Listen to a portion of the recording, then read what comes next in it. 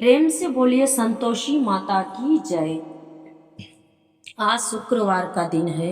शुक्रवार का दिन माता संतोषी और माता लक्ष्मी को समर्पित होता है।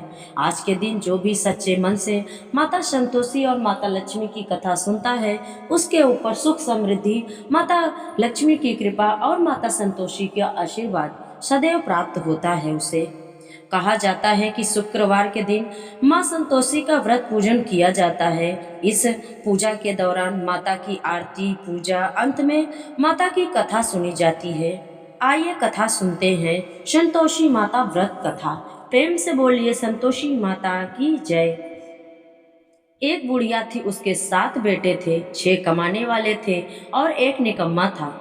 बुढ़िया 6 बेटों की रसोई बनाती, भोजन कराती और उनसे जो कुछ जूठन बचती वह 7वें बेटे को दे देती। एक दिन वह पत्नी से बोला, देखो मेरी माँ को मुझ पर कितना प्रेम है।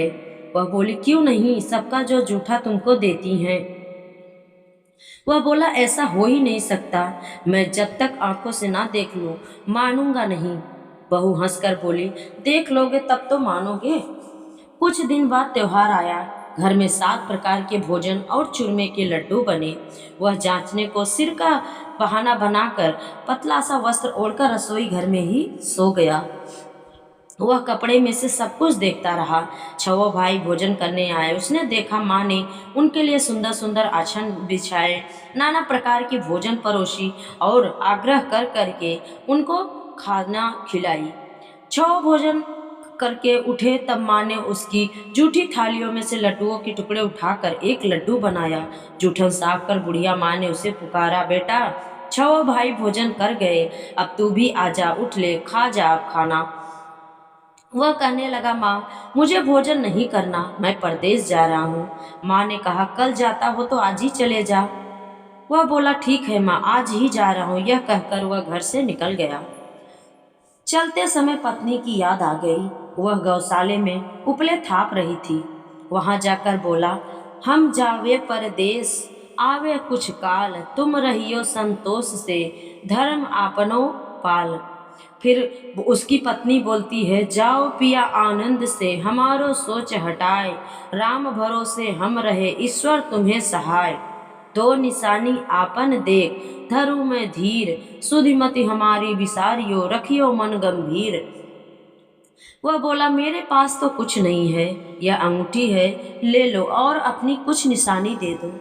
वो बोलती है, मेरे पास क्या है स्वामी, यह गोबर भरा हाथ है। यह कहकर उसकी पीठ पर गोबर के हाथ की छाप मार दी। वह चल दिया। चलते चलते दूर देश पहुंचा। वहां एक साहूकार की दुकान थी।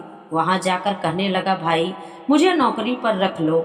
साहूकार को जरूरत थी, बोला, रह जा। लड़के ने पूछा, तनख्वाह क्या दोगे। साहूकार ने कहा, काम देखकर दाम मिलेंगे। साहूकार की नौकरी मिली। वह सुबह 7 बजे से रात 10 बजे तक नौकरी बजाने लगा। कुछ दिनों में दुकान का सारा लेन देन, हिसाब किताब, ग्राहकों को माल बेचना, सारा काम करने लगा। साहूकार के साथ 8 नौकर थे। वे सब चक्कर खाने लगे और यह तो बहुत होशियार बन गया। सेठ ने भी काम देखा और 3 महीने में ही आधे मुनाफे का हिस्सेदार बना लिया। वह कुछ वर्ष में ही नामी सेठ बन गया और मालिक सारा कारोबार उस पर छोड़कर चला गया। इधर उसकी पत्नी को सास ससुर दुख देने लगे। सारी गृहस्थी का काम करा के उसे लकड़ी लेने व जंगल में भेजते। इसी बीच घर के आटे से जो भूसी निकलती उसकी रोटी बनाकर रख दी जाती और फूटे नारियल की नारेली में पानी। एक दिन वह लकड़ी लेने जा रही थी। रास्ते में बहुत सी स्त्रियां संतोषी माता का व्रत कर रही थी। वह वहां खड़ी होकर कथा सुनने लगी और पूछा, बहनों तुम किस देवता का व्रत करती हो और उसके करने से क्या फल मिलता है। यदि तुम इस व्रत का विधान करो, समझा कर कहो तो मैं तुम्हारा बड़ा एहसान मानूंगी। तब उन्होंने से में से एक स्त्री बोली, सुनो यह संतोषी माता का व्रत है। इसके करने से निर्धनता दरिद्रता का नाश होता है और जो कुछ मन में कामना हो सब संतोषी माता की कृपा से पूरी होती है। तब उसने उससे व्रत की विधि पूछी। वह भक्तहीन स्त्री बोली, 1.25 आने का गुड़ ले चना लाना, इच्छा हो तो 5.25 आने का लाना या 1.25 रुपए का भी, जैसी आपके हैसियत हो। बिना परेशानी और श्रद्धा प्रेम से जितना भी बन पड़े सवाया लेना। प्रत्येक शुक्रवार को निराहार रहकर कथा सुनना, इसके बीच क्रम टूटे नहीं, लगातार नियम पालन करना, सुनने वाला कोई न मिले तो घी का दीपक जला के उसके आगे जल के पात्र को सामने रख कर कथा कहना। जब कार्य सिद्ध न हो, नियम का पालन करना और कार्य सिद्ध हो जाने पर व्रत का उद्यापन करना। किसी के अगर ग्रह खोटे भी हो तो माता 1 वर्ष में कार्य सिद्ध करती हैं। फल सिद्ध होने पर उद्यापन करना चाहिए, बीच में नहीं। उद्यापन में 2.5 सेर आटे का खाजा, इसी परिणाम से खीर, चने का साग, 8 लड़कों को भोजन कराना। जहाँ तक मिल सके देवर, जेठ, भाई, बंधु, न मिले तो रिश्तेदार और आस पड़ोस को बुला लेना, उन्हें भोजन कराना। यथा जितनी आपकी शक्ति हो दक्षिणा दे माता का नियम पूरा करना। उस दिन घर में खटाई कोई नहीं खाना। यह सुनकर बुढ़िया के लड़के की बहू चलती, रास्ते में लकड़ी के बोझ को बेच दिया और उन पैसों से गुड़ चना ले माता के व्रत की तैयारी कर आगे चली और सामने मंदिर देखकर पूछने लगी, यह मंदिर किसका है? सब कहने लगे, संतोषी माता का मंदिर है। यह सुनकर माता के मंदिर में जाकर चरणों में लौटने लगी।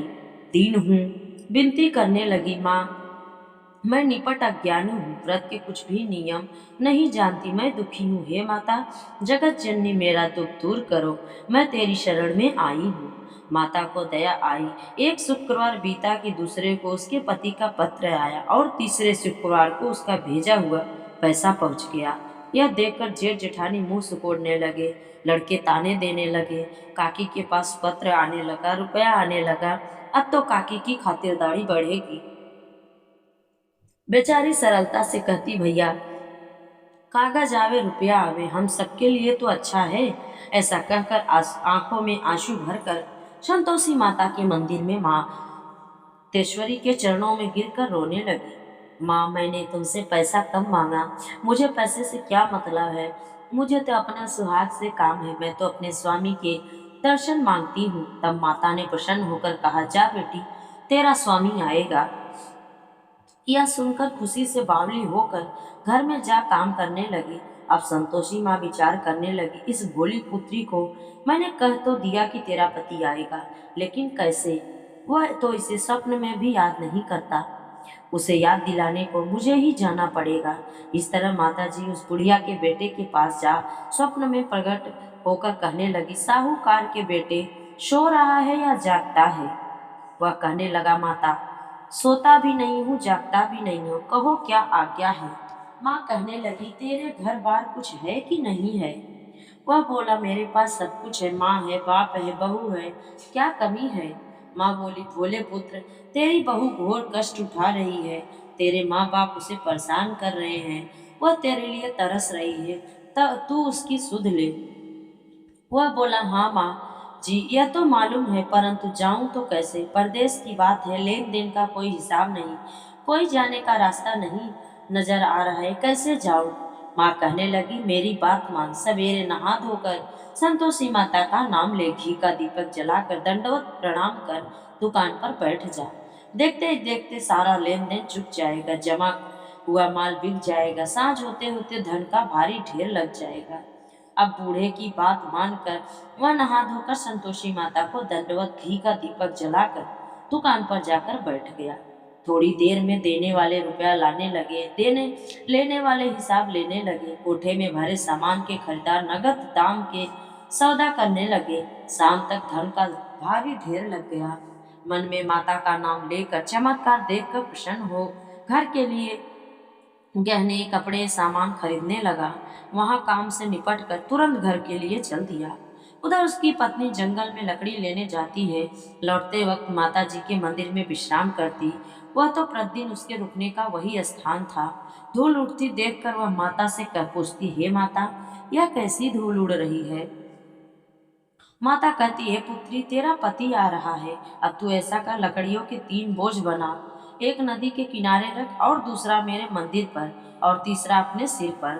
तेरे पति को लकड़ियों का गट्ठर देख मोह पैदा होगा, वह यहाँ रुकेगा, नाश्ता पानी खाकर माँ से मिलने जरूर जाएगा। तब तू लकड़ियों का बोझ उठाकर जाना और चौक में गट्ठर डालकर जोर से आवाज लगाना, लो सासू जी लकड़ियों का गट्ठर लो, भूसी की रोटी दो, नारियल के कोपरे में पानी दो। आज यह कौन सा मेहमान आया है। माताजी से बहुत अच्छा कहकर वह प्रसन्न मन से लकड़ियों के 3 गट्ठर बनाई, एक नदी के किनारे पर और एक माताजी के मंदिर पर रख दिया। इतने में मुसाफिर आ पहुंचा। सूखी लकड़ी देख उसकी इच्छा उत्पन्न हुई कि हम यहीं पर विश्राम करें और भोजन बनाकर खा पीकर गांव जाए। इसी तरह रुककर भोजन बना विश्राम करके गांव को गया। सबसे प्रेम से मिला। उसी समय सिर पर लकड़ी का गट्ठर लेकर वह उतावली सी आती है। लकड़ियों का भारी बोझ आंगन में डालकर जोर से 3 आवाज लगाती है। लो सासू जी, लकड़ियों का गट्ठर लो, भूसी की रोटी दो, आज मेहमान कौन आया है।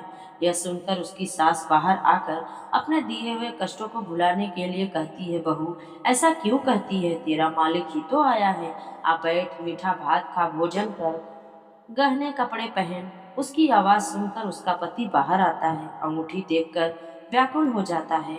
माँ से पूछता है, माँ यह कौन है। माँ बोली, बेटा यह तेरी बहू है। जब से तू गया है तब से सारे गांव में भटकती फिरती है, घर का काम काज कुछ करती नहीं, 4 पहर आकर खा जाती है। वह बोला, ठीक है माँ, मैंने इसे भी देखा और तुम्हें भी। अब दूसरे घर की ताली दो, उसमें रहूंगा। माँ बोली, ठीक है, जैसी तेरी मर्जी बेटा। तब वह दूसरे मकान की मंजिल, तीसरी मंजिल पर कमरा खोला। सारा सामान जमा, एक दिन में राजा के महल जैसा ठाड़ बाड़ बन गया। अब क्या था, बहुत सुख भोगने लगी। इतने में शुक्रवार का दिन आ गया।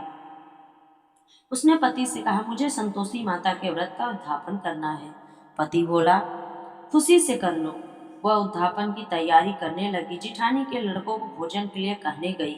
उन्होंने हाँ तो किया, परंतु पीछे से जेठानी ने अपने बच्चों को सिखाया, देखो भोजन के समय खटाई मांगना, जिससे उसका उद्यापन पूरा न हो। लड़के झिमने आए। खीर खाना पेट भर गया, परंतु बाद में खाते ही कहने लगे, हमें खटाई दो, खीर हमको नहीं अच्छा लगता, देखकर हमें उल्टी होती है। वह कहने लगी, खटाई किसी को नहीं मिलेगी, यह तो संतोषी माता का प्रसाद है। लड़के उठ खड़े हुए, बोले, पैसा लाओ। भोली बहू कुछ नहीं जानती थी, उसे पैसा दे दिया। लड़के उसी समय हट करके इमली खटाई ले लिया खाने के लिए। यह देखकर बहू पर माताजी ने क्रोध किया। राजा के दूत उसके पति को पकड़ ले गए और जेठ जेठानी मनमाने वचन कहने लगे। लूट लूट कर धन इकट्ठा कर कर लाया था, अब सब मालूम पड़ेगा जब जेल की मार खाएगा। बहू से यह सहन नहीं हुआ। रोती हुई माताजी के मंदिर गई, कहने लगी, हे माता, तुमने क्या किया।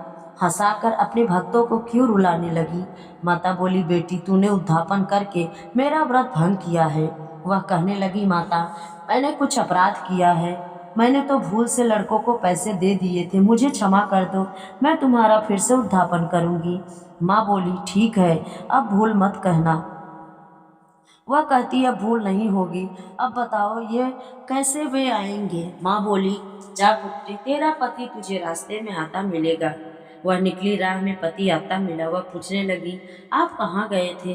वह कहने लगा, इतना धन जो कमाया है उसका टैक्स राजा ने मांगा था, वह भरने गया था। वह प्रसन्न होकर बोली, भला हुआ, अब घर को चलो। कुछ दिन बाद फिर शुक्रवार आया। वह बोली, मुझे फिर माता का उद्यापन करना है। पति ने कहा, करो। बहू फिर जेठ के लड़कों को भोजन को कहने गई। जेठानी ने 1-2 बातें सुनाई और सब लड़कों को सिखाने लगी, तुम सब लोग पहले खटाई मांगना। लड़के भोजन से पहले कहने लगे, हमें खीर नहीं खानी, हमारा मन बिगड़ता है, कुछ खटाई खाने को दो। वह बोली, खटाई किसी को नहीं मिलेगी, आना है तो आओ, नहीं तो जाओ यहाँ से। वह ब्राह्मण के लड़के लाकर भोजन कराने लगी। जितना उसकी शक्ति थी दक्षिणा की जगह एक एक फल उन्हें दिया। संतोषी माता प्रसन्न हुई। माता की कृपा होते ही 9वें मास में उसके चंद्रमा के समान सुंदर पुत्र प्राप्त हुआ। पुत्र को पाकर प्रतिदिन माता जी के मंदिर को जाने लगी। माँ ने सोचा, यह रोज आती है, आज क्यों ना इसके घर मैं चलूं। यह मन में विचार कर माता ने भयानक रूप बनाया। गुड़ चने से सना मुख, ऊपर सूर्य के समान होठ, उस पर मक्खियां भिन भिन कर रही थी। देहली पर पैर रखते ही उसकी सास चिल्लाई, देखो रे देखो, कोई चुड़ैल डाकिनी चली आ रही है, लड़को इसे भगाओ, नहीं तो किसी को खा जाएगी। लड़के भगाने लगे, चिल्लाकर खिड़की बंद करने लगे।